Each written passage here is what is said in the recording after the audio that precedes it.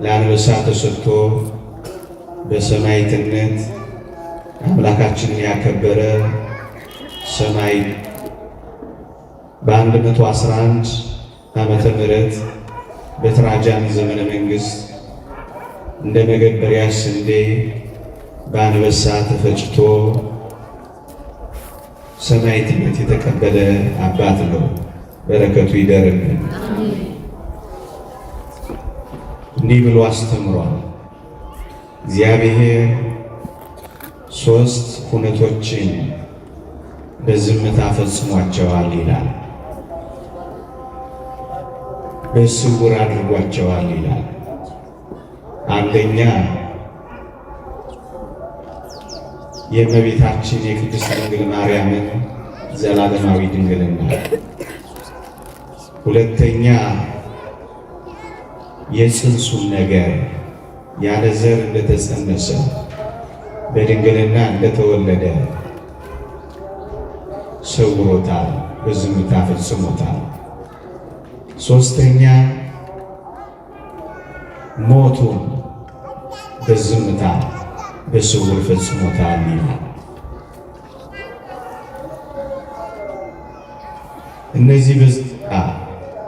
እነዚህ በስውር የተፈጸሙት ከዚህች ዓለም ገዢዎች ከአጋንንት ከሰይጣናት ተሰውረው የተፈጸሙ በዝምታ የተከናወኑ ምስጢራት ነበሩ።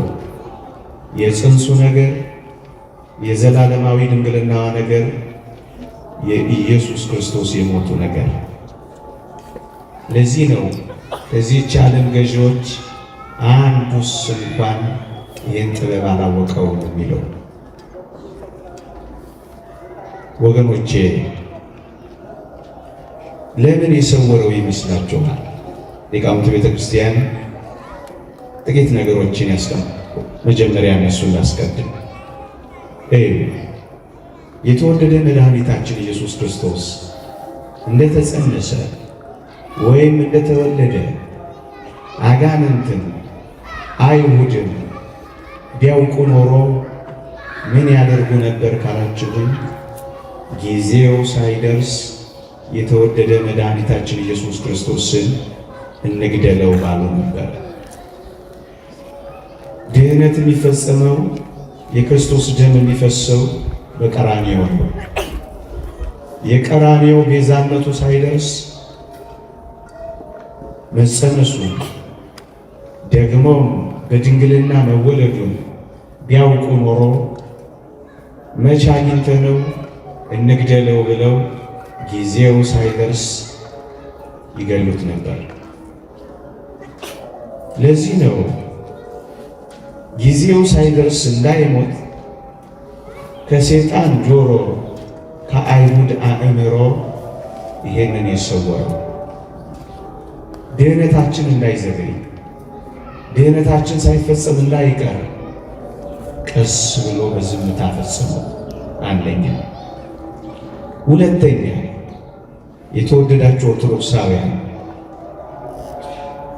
እመቤታችን ቅድስት ድንግል ማርያም ኢየሱስን እንደወለደች አጋንንት ቢያውቁ፣ አይሁድ ቢነቁ፣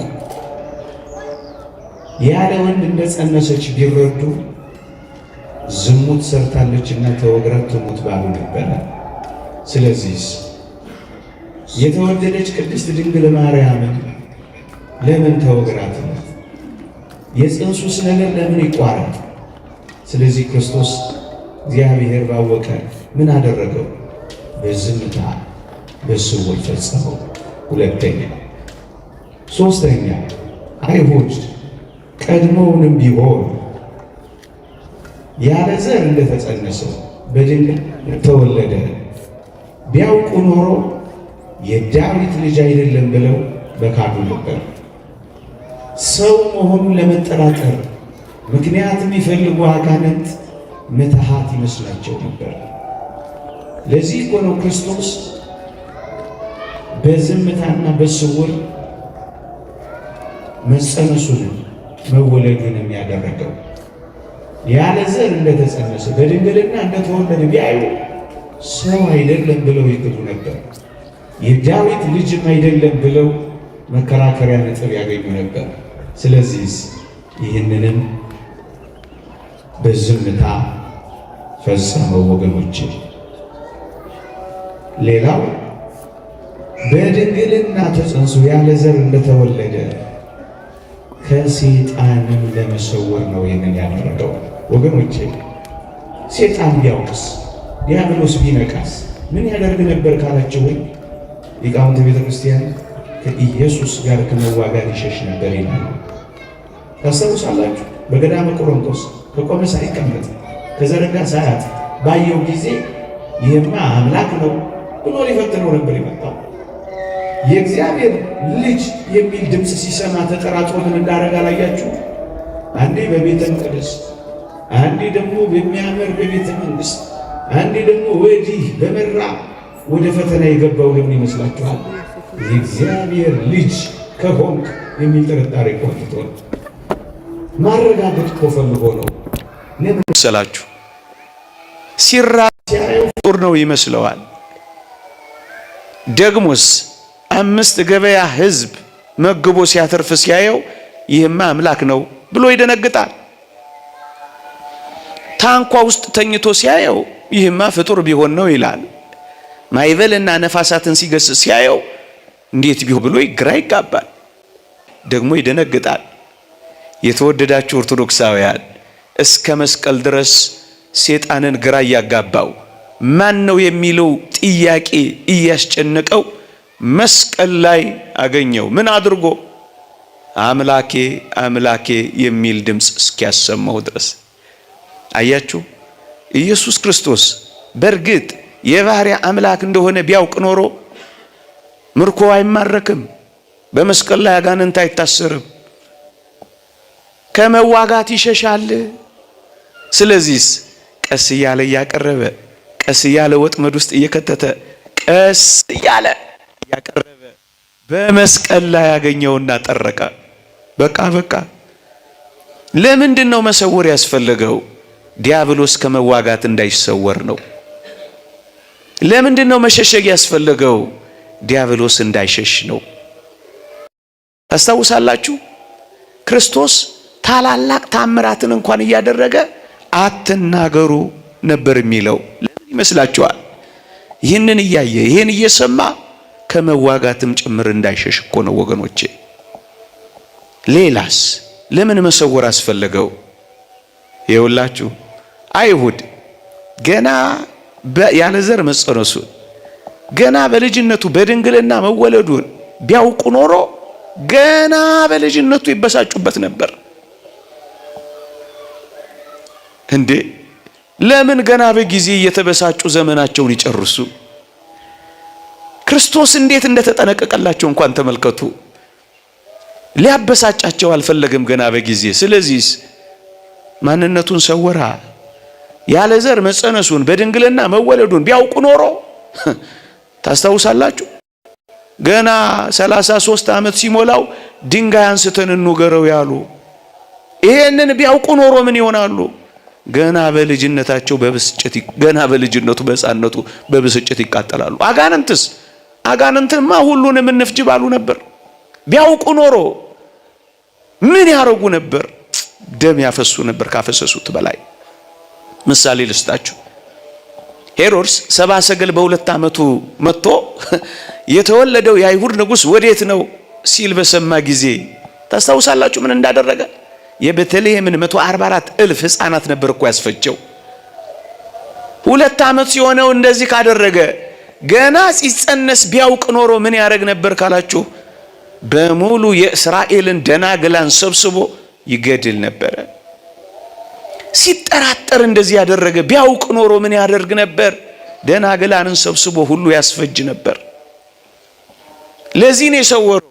አይሁድስ እንዳይበሳጩ ሲጠብቃቸው እኮ ነው ወገኖቼ። የተወደዳችሁ ክርስቲያኖች፣ የክርስትና ሕይወት የመድኃኒታችን መንገድ ማበሳጨት አይደለም፣ ማናደድ አይደለም፣ ማቃጠል አይደለም፣ ማስኮረፍ አይደለም። ክርስትና እንደዚህ አይነት ዓላማ የለውም ወገኖቼ።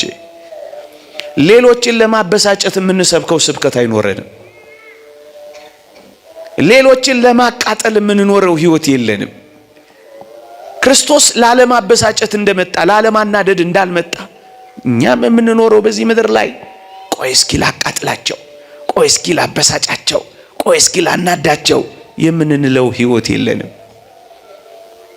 በጊዜ ለምን ይበሳጩ? በጊዜ ለምን ይንደዱ? በጊዜ ለምን ይንቦግቦጉ?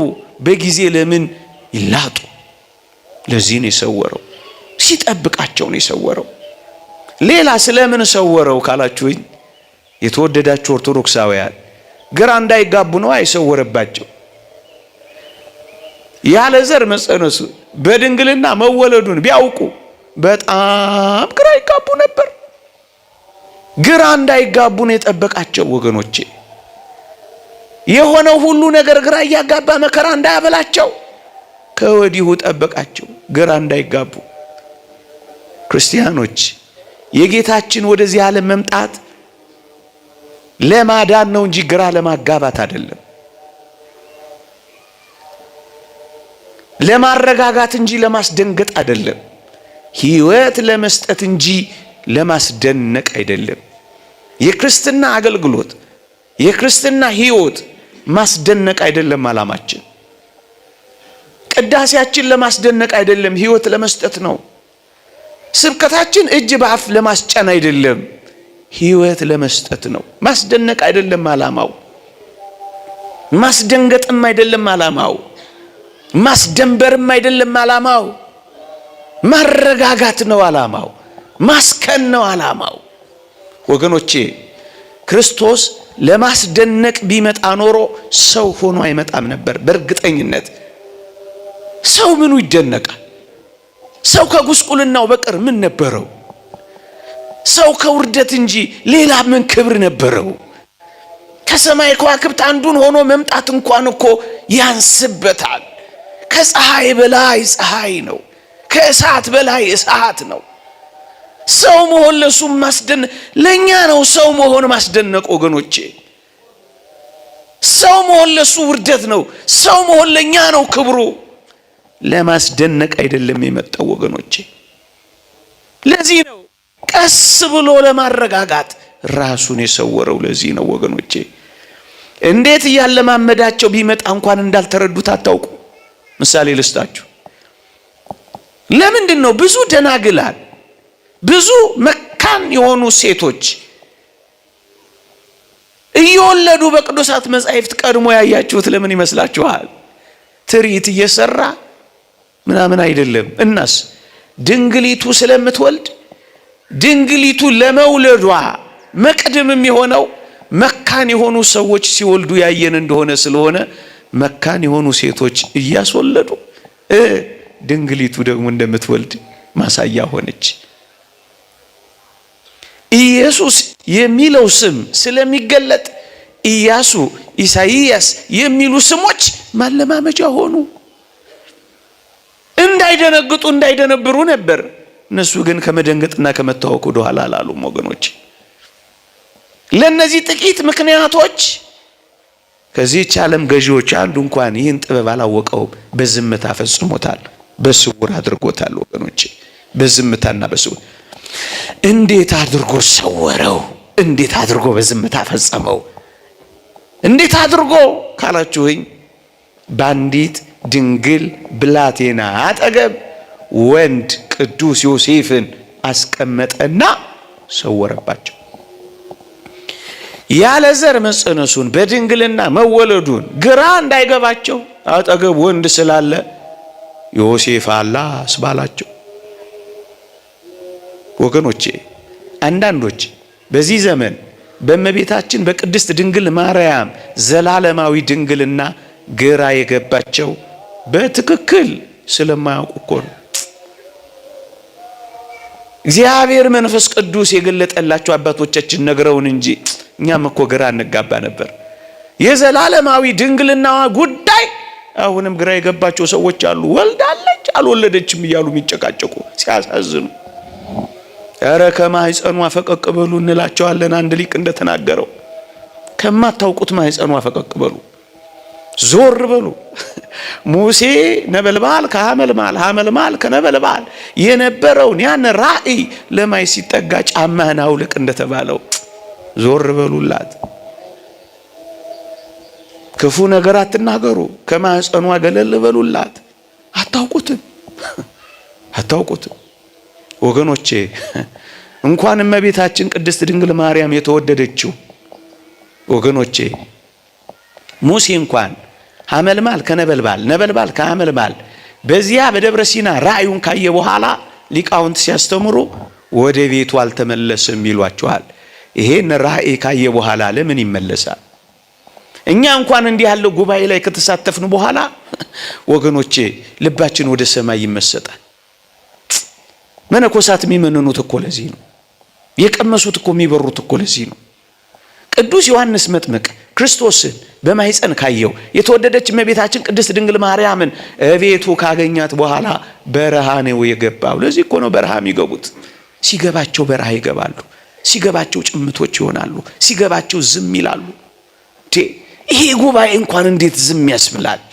ይሄ ግርማ እንኳን እንዴት ያስፈራል! በዛው እኮ ነው የሚሄዱት። ይመንናሉ፣ አይመለሱም። ወደ ምድራዊና ስጋዊ ዓለም ውስጥ እኮ አይገቡም። እንኳን የተወደደች ቅድስት ድንግል ማርያም እንኳን በክርስቶስ ዙፋን በአባታችን መንበር ላይ ማንም አይቀመጣትም። መንበሩ ይቀመጣል፣ እሳቸው ባይኖሩም አንድ ሰው ከዚህ ውስጥ አይቀመጥም። በጳጳስና በንጉሥ ዙፋን የሚያስቀምጡ ስለማያውቁ አያውቁ ይሄን ምስጢር አያውቁትም፣ አይረዱትም። መከራ አትብሉ፣ አይገባቸው። ይቅርታ አድርጉልኝ። ብታስረዷቸው፣ ብትፈጩ፣ ብትጋግሩ፣ ብታቦኩ አይገባቸው። ብታመሰጥሩ፣ በቃል ብትናገሩ አይረዱትም፣ አያውቁት።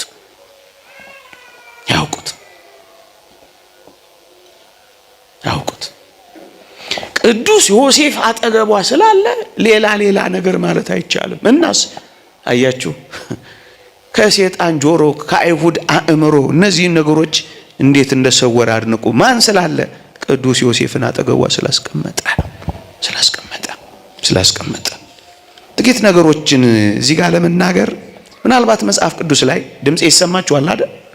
ምናልባት መጽሐፍ ቅዱስ ላይ ክርስቶስ ያለ ወንድ ዘር ከተጸነሰ በድንግልና ከተወለደ፣ መጽሐፍ ቅዱስ ላይ ደግሞ ቅዱስ ዮሴፍ በስጋ እንዳልወለደው አባቱ እንዳይደለ ከተጠቀሰ፣ ክርስቶስ ታዲያ ወገኖቼ እንዴት አድርጎ ነው የዳዊት ልጅ የአብርሃም ልጅ የተባለው? እመቤታችን ቅድስት ድንግል ማርያም የዘር ሐረጓ አልተጠቀሰም። ታዲያ እንዴት ታወቀ? ቅዱስ ዮሴፍ በስጋ አልወለደው። ታዲያ የዳዊት ልጅ ለምን ተባለ? አንድ የመጽሐፍ ቅዱስ ፍንጭ አለ።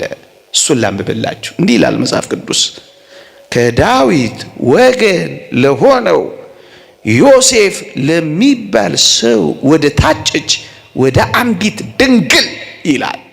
እዩ፣ ቅዱስ ዮሴፍ ከዳዊት ወገን ነው። በአይሁድ ዘንድ በኦሪት መጻሕፍት በእስራኤል ልማድ መተጫጨት ከአንድ ወገን ነበር የሚፈጸመው። እዩ፣ ቅዱስ ዮሴፍ ከዳዊት ወገን ነው የሚለው መጽሐፍ ቅዱስ ዝም ብሎ የሚጽፈው እንዳይመስላችሁ። እዩ፣ ድንግል ማርያም የታጨችለት ሰው ከዳዊት ወገን ነው። ስለዚህ መተጫጨት ከአንድ ወገን ስለነበረ እመቤታችን ቅድስት ድንግል ማርያም ከዳዊት ወገን መሆኗ ታወቀ። እንደዚህ ብለህ እንዴት ደፍረህ ልትናገር ትችላለህ? ቅዱስ ዮሴፍ ተሳስቶ ከሌላ ወገን አጭቶ ቢሆንስ የሚል ጥያቄ ልታስከትሉ ትችላላችሁ። ሊቃውንት የመለሱላችሁን ልንገራችሁ። ቅዱስ ዮሴፍ እንኳን እንዲህ አይነት ወፍራም ስህተት ሊሳሳት ቀርቶ ምን እንዳደረገ ታውቃላችሁ? ጻድቅ ሆኖ ሊገልጣት ስላልወደደ በስውር ሊተዋት አሰበ ይላል። ከሱ እንዳልጸነሰች አውቋል። ሆዷ ሲገፋ ተመልክቷል። ግንስ አጋልጦ ውገሯት ብሎ ሊሰጥ አልወደደም። ምን ሊያደርግ ወደደ? በስውር ሊተዋት አሰበ ይላል። አያችሁ፣ በመጽሐፍ የተጻፈውን ነገር እንኳን አሳልፎ ላለመስጠት በኦሪት እየኖረ የአዲስ ኪዳንን ጽድቅ እንደመፈጸም ያለ በዝምታ ለመሸሽ የፈለገ ሰው ሕግ ተላላፊ ሊሆን አይችልም። ልማድ ጨርሶ አይተው እንዲህ ያለ ጻድቅ ሰው ሕግ ተላልፎ ከሌላ ወገን ያጫል ተብሎ አይታሰብ። እናስ ቅዱስ ዮሴፍ አጠገቧ በመቆሙ ምክንያት ሰወረባቸው። ለዚህ እኮ ነው ዮሴፍ ልጅ ባጋንንት አለቃ አጋንንትን ያወጣ እያሉ እኮ በዚህ ዘመንም እኮ አንዳንዶች የኢየሱስ ነገር ግራ የገባቸው ለዚህ እኮ ነው። በኋላ አመጣበታለሁ ጊዜ ካለኝ። አያውቁትም። እንኳን የሰው ልጆች እንዲህ ይላሉ አባቶቻችን፣ በአርያም ካሉ የቃልን የመምጣት ምስጢር ያወቀ የለም ይላል።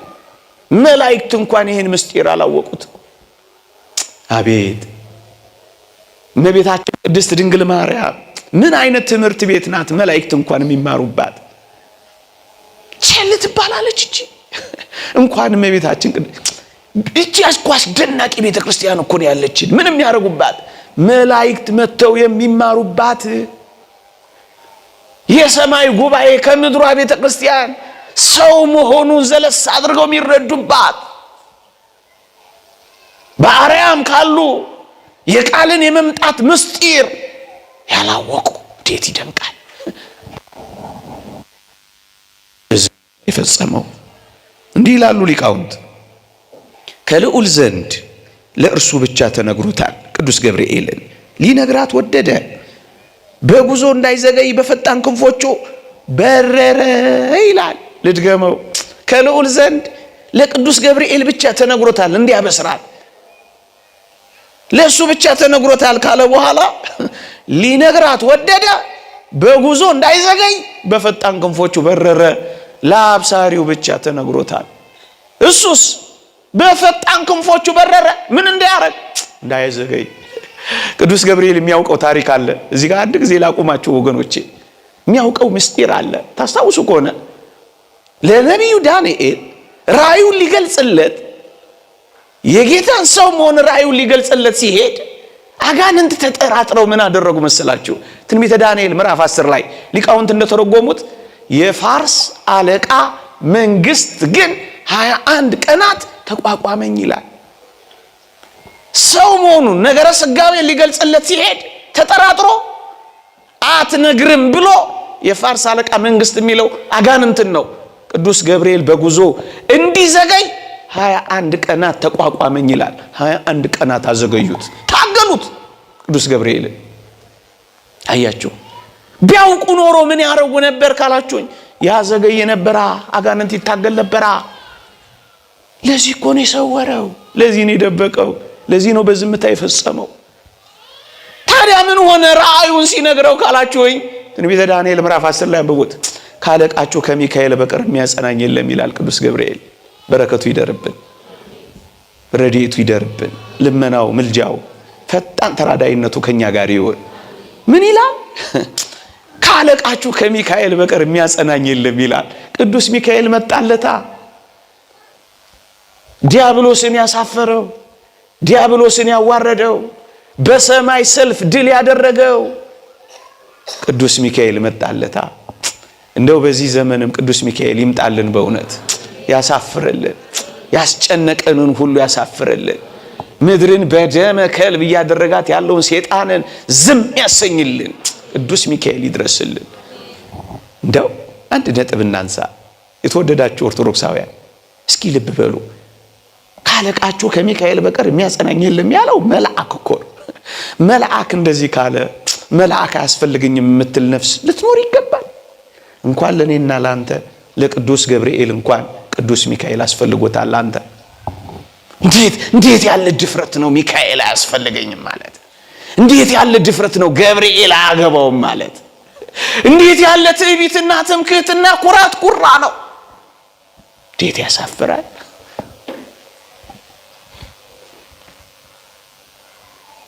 ማር ይስሐቅ እንደተናገረው እኛ ታናናሽ ወንድሞቻቸው ነን፣ እነሱ ታላላቅ ወንድሞቻችን ናቸው፣ በመንገዳችን ሁሉ ይራሩልናል ይላል ስለ መላእክት ሲናገር። ወንድሞቻችን እኮ ናቸው፣ ይራሩልናል።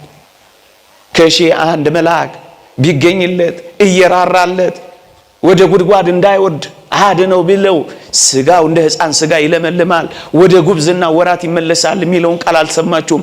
እየራራለት ከሺህ አንድ መልአክ ቢገኝለት እየራራለት ይላል። ታላላቅ ወንድሞቻችን ናቸው ይራሩልናል። የሚራራልንን ማባረር ይሆናል? እናንተ ክርስቲያኖች ያኛው ሌላ ዓለም ነው መላእክትን የማይወድ፣ ያኛው ሌላ ዓለም ነው ቅዱሳንን የማይፈልግ፣ ያኛው ሌላ ዓለም ነው እናቱን የሚያባረር። እውነተኛ እንዳይመስላችሁ። መስቀሉን ከጠላ ማርያምን ከጠላ ወንድሞቹን ከጠላ ምንድን ነው ይሄ? ይሄ ክርስትና ነው? ይሄ ወንጌል ነው? ይሄ ኢየሱሳዊነት ነው? ለቅዱስ ገብርኤል ብቻ ተነው አንድ ቀናት አይደለም ሰው መሆኑን ቢያውቅ ደግሞ ምን ያህል ቀናት ይታገል እንደነበር መዳናችንም እግዚአብሔር ባወቀ ፈጸሞ በዝምታ እንጂ እንዴት ሊያዘገይ ይታገል እንደነበር አስቡት። እርግጥ አዘገይቱ አይቀርም ማዳኑ የሚፈጸምና የሚሆን ነውና። እንዴ ታዲያ ከተሰወረ ካልቀረ ሌላ ጥያቄ ከተነሳባችሁ እሱን መልሼ እግረ መንገድ ይልሂድ። መሰወሩን ካልቀረ ታዲያ ዝም ብሎ ተሰውሮ አይጸነስም ነበር? ለምን ማብሰር አስፈልገው? ለምን ለቅዱስ ገብርኤልስ መንገር አስፈልገው? ዝም ብሎ አካላዊ ቃል መጥቶ በተወደደች ቅድስት ድንግል ማርያም ማህፀን አያድርም ነበር? ይችላል አይችልም? ይችላል። እስመ አልቦ ነገር ዘይሳነው ለእግዚአብሔር፣ ላንተ የሚያቅት ነገርም የለም ይላል። ይችላል ይችላል ይችላል ይችላል። ታዲያ ለምንድን ነው ለቅዱስ ገብርኤልስ እስከዚህ ድረስ መንገር ያስፈልገው? ከሰወረው ካልቀረ በነካጁ ሁሉንም አይሰውርም? ለምን ያሳውቀዋል? እሱስ ካላችሁ ሊቃውንት ሶስት ምርጥ ነጥቦችን ያነሳሉ። አንደኛ የተወደደች ቅድስት ድንግል ማርያም ያለ ጋብቻ ያለ ሩካቤ እንደ ጸነሰች ብቻ አይደለም፣ ሆዷ እየገፋ ሲመጣ እንዲሁ መጥቶ ቢጸነስ ያለ ብስራት ቢወለድ ሳይነግራት ይሄ ቢፈጸም ምን ትላለች መሰላችሁ? ከሚተነኳኮሱ አጋንንት ነው ይሄ የሆነብኝ ወይስ ደዌ ይዞኝ ነው ብላ ትጨነቅ ነበር። ወንድ አጠገቧ የለ። ታዲያ ከየት መጣ ብላ ትታወካለች። ለምን ትታወክበት? እናቱ ለአይሁድ እንዳይታወኩ እንዳይደነግጡ እንዳይደነብሩ የተጠነቀቀ ለተወደደች እናቱ ቅድስት ድንግል ማርያም እንዲሁ ለዘብተኛ እንዲሆን ትፈልጋላችሁ? እንዳትታወክበት ተጠነቀቀላት። ለኛም እኮ ይጠነቀቃል እግዚአብሔር። እሱ እንዴት የሚገርም አምላክ ነው። ሁለተኛ በድንግልና የምትጸንሰው ያለ ዘር የምትወልደው ማን መሆኑን ማወቅ አለባት። ለምን ካላችሁኝ ዋጋ ልትከፍልለት ተዘጋጅታለች። ዋጋ የምትከፍልለት ሕይወት ምን መሆኑን መረዳት አለባት። በነፍስሽ ሰይፍ ያልፋል ተብላለች።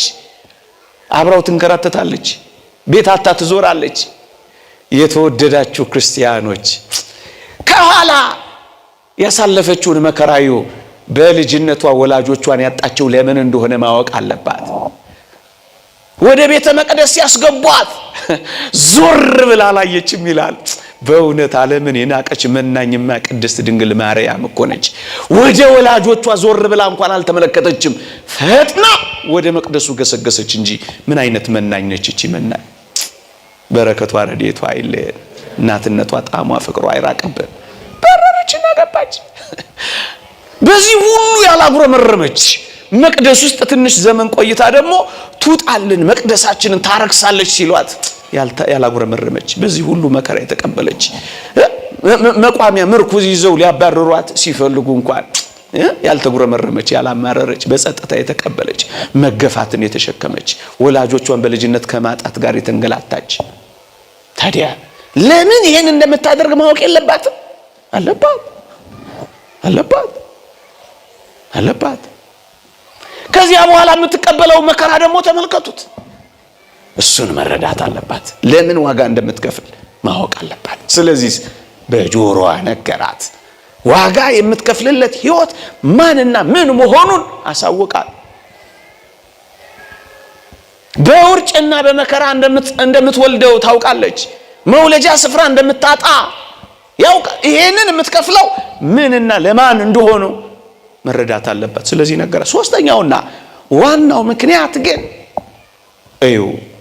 ማዳኑን ሲፈጽም ይሄን ማዳን እሺ የምትል ይሁንልኝ የምትል እመቤት መሆን አለባት። ግብታዊ አይደለም መድኃኒታችን። እሺ ብትይ እሺ በይ፣ እሺ ባትይ ራሱ አይልም። እግዚአብሔር አስፈቅዶ አስወድዶ አስለምዶ አይደለም የሚያደርገው። እንኳን ይሄን ያህል ማዳኑን ቀርቶ ልትድን ትወዳለህን እያለ ጠይቆ አይደለም ያዳነው። ታዲያ ይሄንንስ አዎን ይሁንልኝ አሜን ማለት የለባትም። እሱን ያስፈቀዳት ነፃ ፈቃዷን መጠየቅ አለበት። ለምን? ለዚህ ማዳን መተባበር አለባት። እግዚአብሔር ስለመረጣት ብቻ ሳይሆን እሷም ይሄንን ማዳን መምረጥ አለባት። ስለዚህ ይሁንልኝ ብላ መጮህ አለባት። ሰማይና ምድርን ሲፈጥር ይላል አንድ ሊቅ ይሁን ያለው እግዚአብሔር ነበር ይላል። የአዲስ ኪዳን ፍጥረት ሰው በመስቀል ላይ ሊፈጠር ስራ ሲጀመር ይሁንልኝ ያለችው ደግሞ እናቱ ነች ይላል። መጀመሪያ አባቱ ከዛስ እናቱ ይሁንልኝ አለች።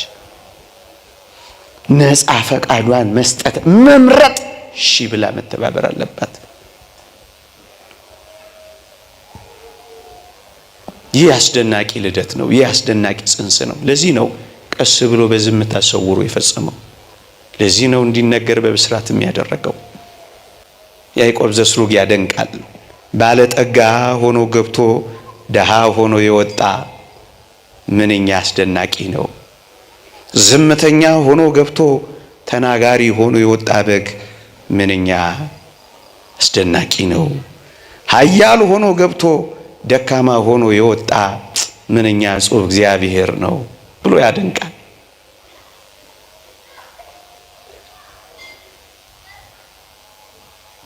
በዝምታ ለምን ፈጸመው? እንዴት ፈጸመው? ታዲያ ለምን የምስራችና ብስራት ለምን አስፈለገው? በእነዚህ ምክንያቶች አላወቁትም። ኦርቶዶክሳውያን፣ እኛ ክርስቲያኖች በተለይ ኦርቶዶክሳውያን የምናውቀው ዕውቀትና አይሁድም አጋንንትም ደግሞ በዚህ ዘመን ያሉ አንዳንዶችም የሚያውቁት ዕውቀት ይለያያል። አያውቀውም ዓለምም አላወቀውም ተብሎ ተጽፏል። ምን አደከማችሁ? አላወቀውም፣ አያውቀውም፣ አይረዳውም። እኛ የምናውቀው ዕውቀት የመንፈስ ቅዱስ ልጆች የሆንን እኛ፣ በጥምቀት የተወለድን ልጆች እኛ፣ በስጋውና በደሙ የተዋሃድን እኛ፣ በቅጥሩና በእድሞ ውስጥ ያለን እኛ የምናውቀው ዕውቀትና አይሁድም አጋንንትም መናፍቃንም የሚያውቁት ዕውቀት ይለያያል። እኛ ስናውቅና እነሱ ሲያውቁት ይለያያል። ጥቂት ነጥቦችን አንስቼላችሁ አጠናቀቃለሁ። ከኔ ጋር ናችሁ አላችሁ? ጥቂት ነጥቦችን። አይሁድ የክርስቶስን ጎን ሲወጉ፣ ሮማውያን ቆመው ሲያስወጉ እነሱ ጎኑን ሲያስወጉ የሚያውቁት ክርስቶስን እንዳደሙት፣ እንዳቆሰሉት፣ እንደጎዱት ብቻ ያውቃሉ። እኛስ እንዴት እናውቃለን?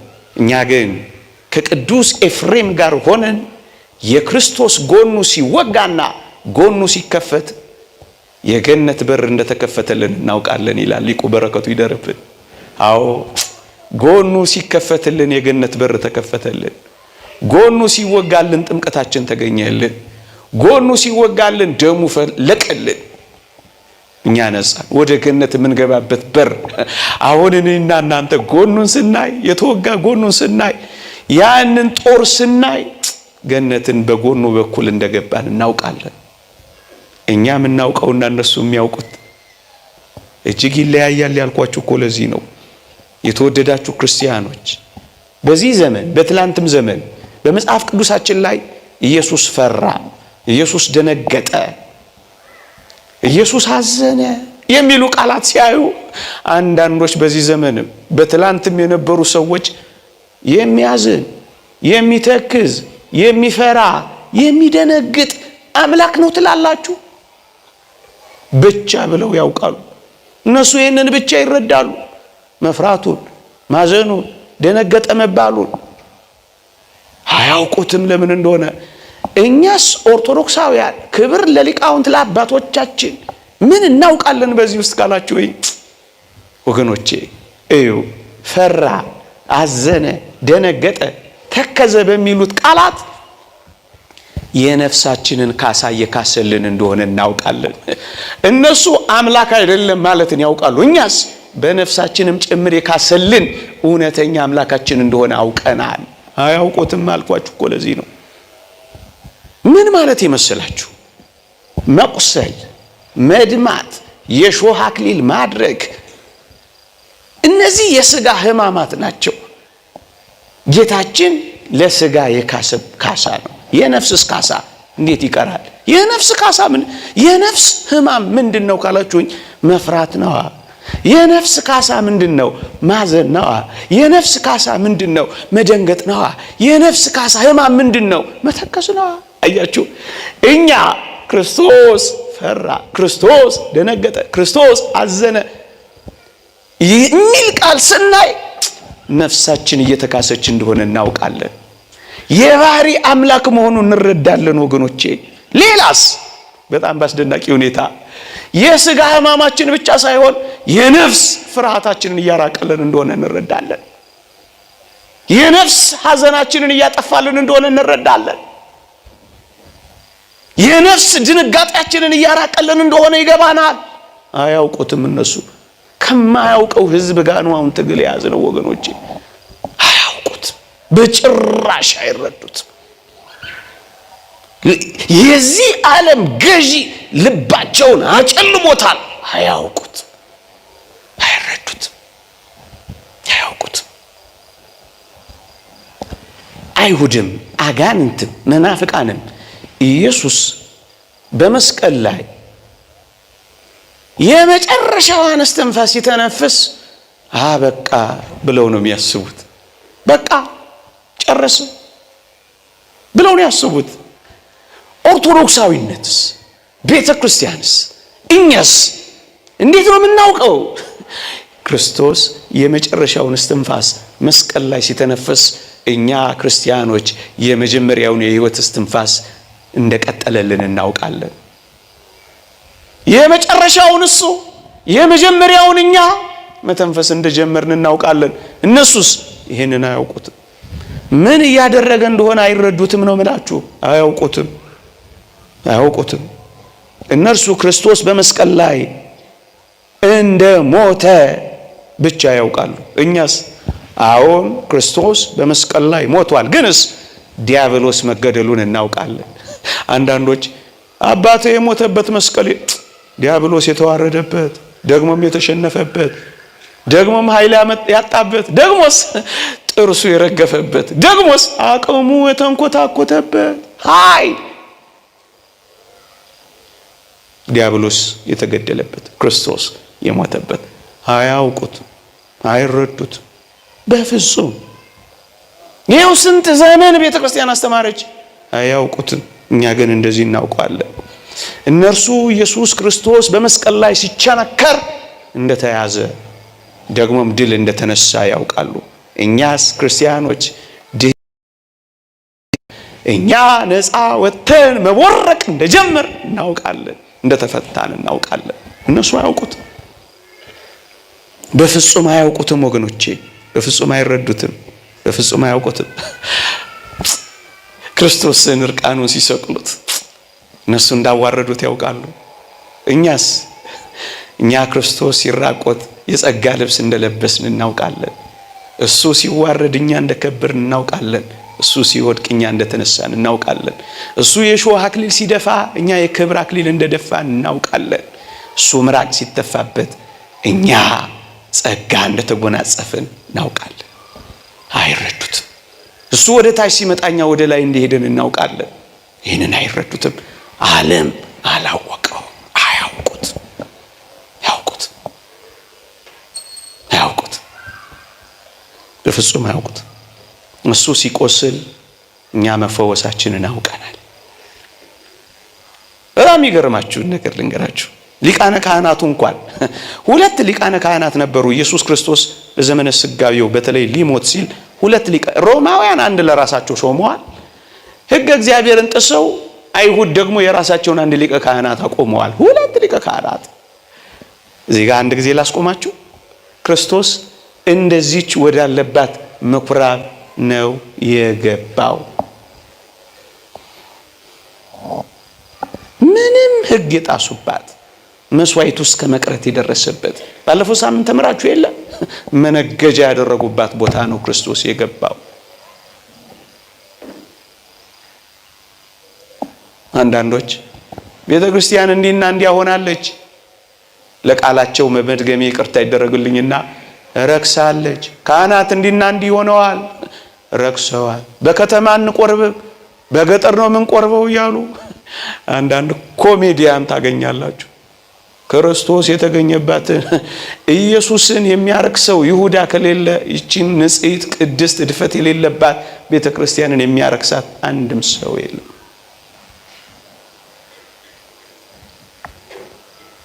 ክርስቶስ ትቷቸው ካልሄደ፣ ክርስቶስ ትታቸው ሂዱ ካልሆነ ማን ነው እቺን ቤተክርስቲያን ጥሏት የሚሄድ? አሁን በኃጢአት ልንበላለጥ ነው። ይቅርታ አድርጉልኛ። እንተዋወቃለን በደንብ። የአንዳንዶቻችን ስለተገለጠ የአንዳንዶቻችን ተሸፈነ አይደል? አንዳንዶቻችን ብልጣ ብልጥ ሆነን መሸፈን ስላልቻለ፣ አንዳንዶቻችን ደግሞ የዋሃን ሆነን ስላፈጠጠብን እንጂ ተካክለን እኮ ነው የበደልነው በዚህ ዘመን። እኔ ሊቀ ካህናቱ ጋር ልመልሳችሁ። ሊቀ ካህኑ ይላል ክርስቶስ የእግዚአብሔር ልጅ ነኝ ሲል ልብሱን ቀደደ ይላል። ሊቀ ካህናቱ ልብሱን የቀደደው ተቆጥቶ ነው። የሕዝቡን ቁጣ ለመቀስቀስ ነው። የሊቀ ካህናቱ ልብስ ሲቀደድ በእስራኤል ዘንድ የሚሰጣቸው ትርጉም ያ ነው። መቆጣቱ፣ መበሳጨቱ ሊያበሳጫቸው፣ ከዛስ ሊያስፈርዱ፣ ከዛስ በክርስቶስ ላይ ማነሳሳቱ ነበር። ይሄን ብቻ ነው አይሁድ የሚያውቁት። ይሄን ብቻ ነው ሊቀ ካህናቱ የሚያውቀው። እኛስ የኦሪቱ ሊቀ ካህናት ልብሱ ሲቀደድ፣ እኛ ግን የምናውቀው ክህነቱ እንደተሻረች እናውቃለን። ልድገመው። እሱ ሲቀደው አይታወቀው ምን እያደረገው እንደሆነ፣ እኛ ግን እናውቅለታለን። ምን ብለን? ክህነቱን እያሳለፋት ነበር ክርስቶስ። አትቀደድማ።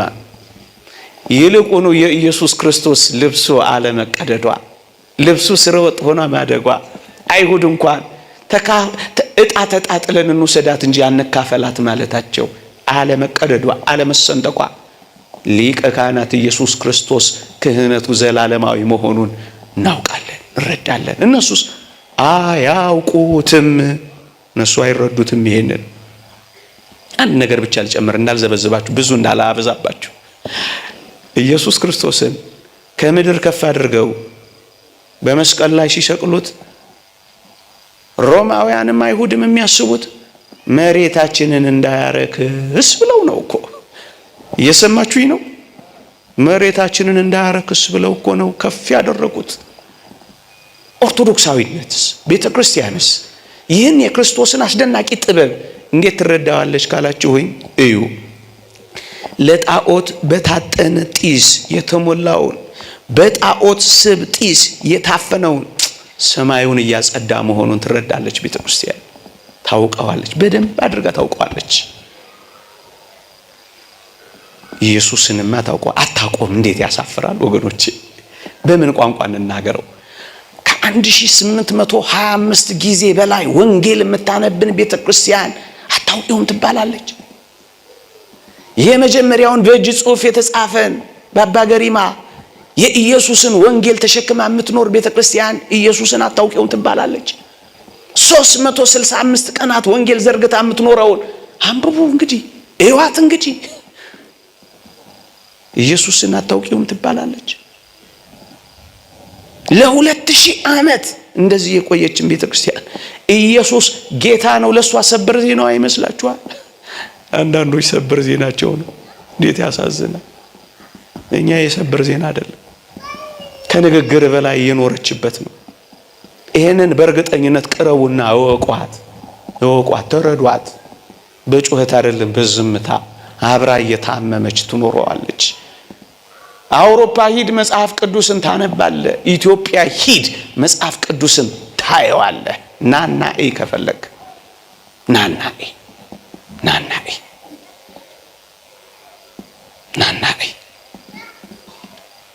እነሱ እንዳይረክስባቸው ነው። እሱስ በክህደተ እግሩ በእግሩ መጓዙ ምድርን ቀድሷታል። በንዝህተ ደሙ በደሙ ነጠብጣብ ምድርን አንጽቷታል። አሁን የቀረው ምንድነው ካላችሁ የሰማይ መንገዳችን ነው። አጋንንት ተገጥገጠው የሰማይ መንገዳችንን ዘግተውታል። ስለዚህ ሰይጣን ከሰማይ እንደ መብረቅ ሲወድቅ አየው ተብሎ የተጻፈው ይፈጸም ዘንድ በሰማይ ያሉ አጋንንትንና ኃይላትን ይጥላቸዋል። ወዴት? ወደ መስቀል ወጥቶ ነው። ይሄንን አያውቁትም ስላችሁ ለነሱ ገጠመኝ ነው የሚመስላቸው። ወደ ሰማይ መሄጃ መንገዳችንን ከፈተልን። ወደ ሰማይ ወዳለ ወደ አባቱ አቀረበን። በአየር ላይ ያሉ አጋንንትን ጣለልን። መንገዳችንን ከፈተልን። በቃ ከዛ በኋላ ጉዞ ጀመር። ወገኖቼ ምንም አይሁድ አያውቁትም ምን እያደረጉ እንደሆነ፣ እግዚአብሔር ግን ያውቀዋል። መቃብራችንን እንኳን ሳይቀር እያጸዳነ ወደ መቃብር እንኳን ሲወስድ ወደ አዲስ መቃብር ሲገባ አይሁድ አያውቁም። እግዚአብሔር እሱ ባወቀ ምን እየሰራ እንደሆነ አያውቁም። በአዲስ መቃብር ሲቀበር መቃብራችንን እንኳን ሳይቀር እያጸዳ መሆናል። ይኸውላችሁ የመቃብር ቦታ በቅዱሳት መጻሕፍት ታስተውሳላችሁ አይደለ? የመቃብር ቦታዎች የአጋንንት መናኸሪያና ማደሪያ ቦታዎች ነበሩ። እሱን ነበር እያጸዳ ያለው። ለዚህ ነው እዚህ ግቢ ውስጥ የመቃብር ቦታዎች ቢኖሩ ማደሪያችን የሆኑት፣ አጋንንት የሚያድሩበት አይደለም፣ እኛ የምናድርባቸው ነው የሆኑት። ለውጦታል። እኛ ይሄንን እናውቃለን። አይሁድ ግን አያውቁም። በጥንቱ ዘመን አስከሬን መንካት እኮ ርኩሰት ነበረ። መቃብር ቦታም እንደዚያው ነበረ። የሞተ ነገር የሚጣልበት እኮ ነበረ። አሁንማ አስከሬን ገንዘን ስመን የምንልክ ከሆን ቀየረው፣ ለወጠው። እናውቃለን ይሄንን። አሁንስ መቃብር እጅግ ርቀው ርኩሳት መናፍስ መናኸሪያ ተደርገው የሚቀመጡ አይደሉም። እናስ አሁን መሰዊያው አጠገብ ነው የምንቀበረው። መሰዊያው አጠገብ ነው ያለው። በመጽሐፍ ቅዱስ ምን የሚል ቃል ታገኛላችሁ መሰላችሁ? አምስተኛውን ማኅተም በፈታ ጊዜ ስለ እግዚአብሔር የመሰከሩ ምስክሮች ሰማዕታት ነፍሳት ከመሰዊያ በታች አየሁ ይላል። ነፍሳት ከመሰዊያ በታች ነበር የነበሩት፣ ይጮህ የነበሩት። እውነተኛ ጻድቅና እውነተኛ የሆንክ ጌታ ሆይ እስከ መቼ አትፈርድም ብለው የጮሁት ነፍሳት ከመሰዊያ በታች አየሁ ነው የሚለው። ወገኖቼ መቃብራችሁን እዛ የትየለሌ ቦታ ማይቀበረው ይልቁኑ ቤተክርስቲያን መሰዊያው ስር የሚሆነው ለዚህ እንደሆነ ታውቃላችሁ። ከመሰዊያው ስር ልድገመው፣ ከመሰዊያው ስር። ለምን መሰላችሁ? መሰዊያው ላይ ያለው የክርስቶስ ሥጋና ደም ነው። መሰዊያው ላይ ያለው ፍቅር የሚለው ክርስቶስ ነው። በክርስቶስ ፍቅር የሞቱ መሰዊያው ዙሪያ ይሰበሰባሉ። በፍቅር ሞቶላቸዋል፣ በፍቅር ይሞታሉ። እነሱ መስዋዕት ይሆናሉ፣ እሱ ተሰውቶላቸዋል። ፍቅር ያገናኛቸዋል። እኛ ይሄንን እናውቃለን፣ እኛ ይሄንን እንረዳለን። አይሁድ ይሄንን አያውቁትም፣ አይሁድ ይሄንን አይረዱትም። ወገኖቼ አይሁድ በፍጹም አይገባቸውም። አይሁድ ይፈልጉ የነበረው ወይም አይሁድ ማወቅ የሚፈልጉት ሙሴን ነበር። ኢየሱስ ክርስቶስን ግን አይፈልጉትም ነበር። ጭንቀታቸው ያ ነበር። ታስታውሳላችሁ? ይሄንን አልተረዱትም፣ የመጣውን አላወቁትም። ፊትህን ሸፍንልን የተባለውን ሙሴን እንጂ ጨርቁ እንኳን ያንጸባረቀውን ኢየሱስን ሊያውቁት አልፈለጉም። ደግሞአለሁ ሙሴ ተገልበብ ለነ እዛ ደብረ ሲና ላይ ሙሴ ሆይ ተሸፈንልን ብለውት ነበር። እሱም ጨርቅ አድርጎ ነበር የሚያናገራቸው። ክርስቶስስ በደብረ ታቦር ጨርቁን እንኳን ማየት አልቻሉም። ልብሱ እንኳን አንጸባራቂ ነበር። እነሱ ልብስ የሚሸፈነውን ይፈልጋሉ። እኛ ግን ልብሱን እንኳን የሚያንጸባርቀውን አግኝተናል፣ አውቀነዋል፣ ተረድተነዋል። ከሶሎሞን የሚበልጥ ከዚህ አለ ይላል። ከሁሉም የሚበልጥ ከዚህ አለ። አትንከራተቱ ወገኖቼ። ከጥበበኞች በላይ ጥበበኛ፣ ከአዋቂዎች በላይ አዋቂ፣ ከአፍቃሪዎች በላይ አፍቃሪ፣ ከብርቱዎች በላይ ብርቱ፣ ከአዛኞች በላይ አዛኝ እዚህ አለ፣ እዚህ ቤት አለ። ሌላ ቦታ አትንከራተቱ፣ በየአዳራሹ አትዞሩ። ከሶሎሞን የሚበልጥ ከዚህ አለ። አይሁድ ምስኪኖች ናቸው፣ ይሄን አላወቁትም። ጫማህን ከእግር አውልቅ ከተባለው ከሙሴ ይልቅ ክርስቶስን ማወቅ እምቢ አሉ። አታስታውሱ? በዛ በደብረ ሲና ሙሴን ጫማህን ከእግር አውልቅ ነበር የተባለው። ኢየሱስስ ካላችሁኝ ይህንን ቃል የምጠቀመው ዛሬ ይህንን ስም ጠርታ ቤተክርስቲያን ስለምታከብር የጫማውን ጠፍር ልፈታ አይገባኝም ያለውን ኢየሱስን አልፈለጉ። እናስ ጫማህን አውልቅ የተባለውን ሙሴን ግን ፍለጋ ሄደው አሳዝኑም አይሁድ። ግብፃውያኑን ገርሎ አትናገሩ ያለውን እንጂ ወገኖቼ ታላላቅ ታምራትን አድርጎ አትናገሩ የሚለውን ኢየሱስን ግን አላወቁት። ተሸፈንልን የተባለውን እንጂ አይተውት እንኳን መቆም ያልቻሉትን የወደቁትን እሱን ግን ማወቅ አልቻሉ። ባሪያዬ ሙሴ የተባለውን ነው እንጂ እነሱ የፈለጉት ልጄ የተባለውን ኢየሱስን ግን ማወቅ አልፈለጉም። አሁንም ዓለም የሚከራከረው በዚህ ነው። ሰሞኑንም የምትሰሙት ድምፅ ይሄ ነው። አላወቁት። ሙሴ ወይ ኤልያስ ነበር ሙግታቸው አይሁድ። ያሳዝናል። መጎናጸፊያውን ትቶ የሄደውን ኤልያስን እንጂ ስጋውንና ደሙን ሰጥቶን የሄደውን ክርስቶስን አላወቁት። በእሳት ሰረገላ የተነጠቀውን ኤልያስን እንጂ ልብሱ እሳት ክዳኑ እሳት የሆነውን ኢየሱስ ክርስቶስን አላወቁት።